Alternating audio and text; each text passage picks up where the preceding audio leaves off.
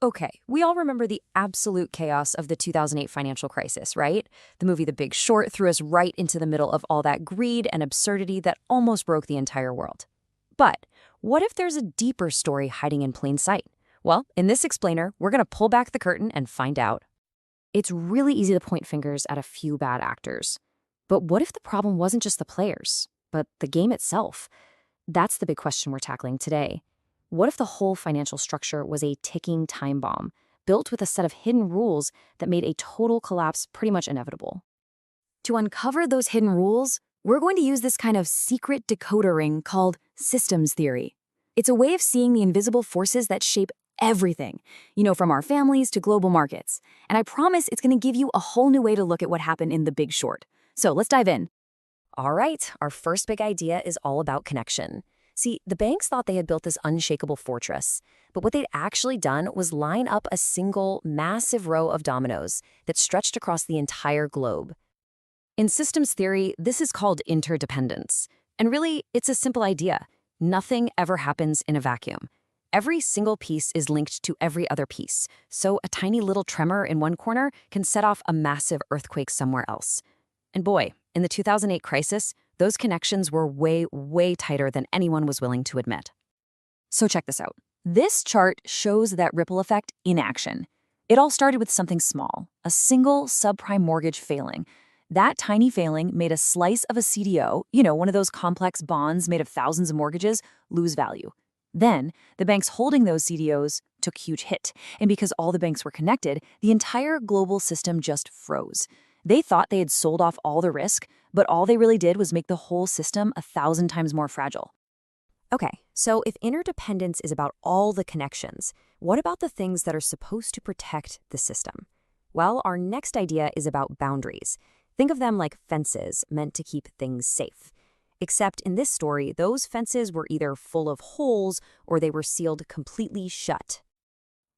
Every healthy system, and I mean every system, needs good boundaries. They're what control what comes in and what goes out. Think of it like your body's immune system, right? It lets in the good stuff, the nutrients, but it fights off viruses. Well, the financial system back then had a catastrophic immune disorder.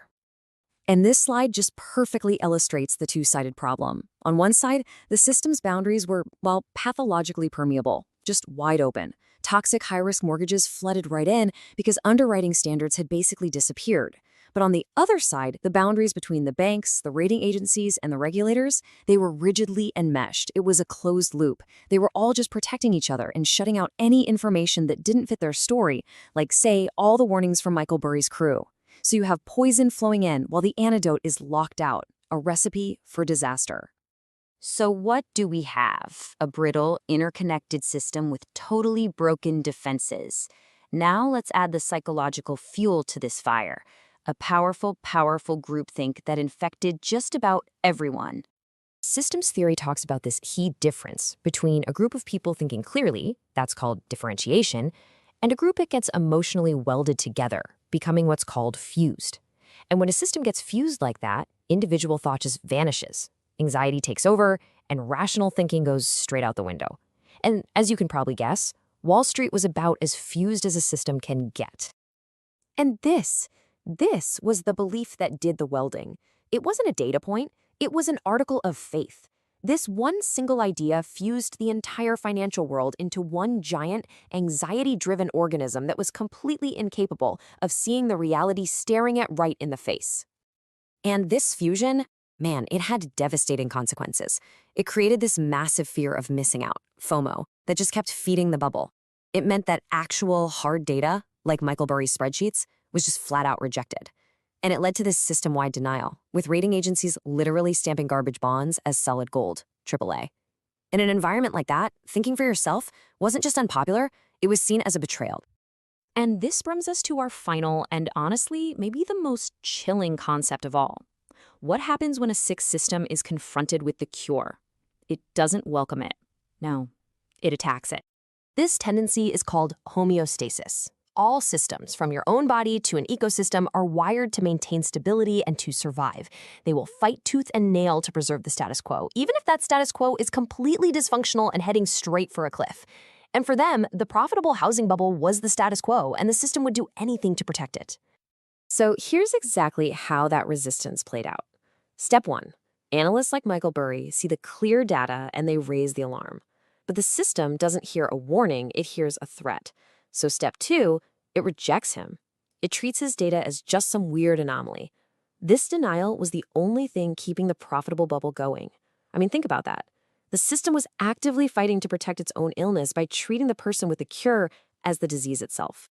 So when you put it all together, you see the perfect storm. You've got a hyper-connected, interdependent system. You have broken boundaries, letting all the poison in while keeping any truth out. You have an emotional groupthink that replaced rational analysis with pure fear. And on top of it all, a powerful resistance to any change. This wasn't just about a few greedy bankers. The system was literally programmed to fail. So the real takeaway question is for you. Now that you have this systems lens, where else do you see these forces at work? What other bubbles out there are being inflated by interdependence, broken boundaries, and groupthink? Because the 2008 crash, that wasn't just a story about finance. It's a huge cautionary tale about how any system can blind itself to reality, right up until the very moment it all comes crashing down.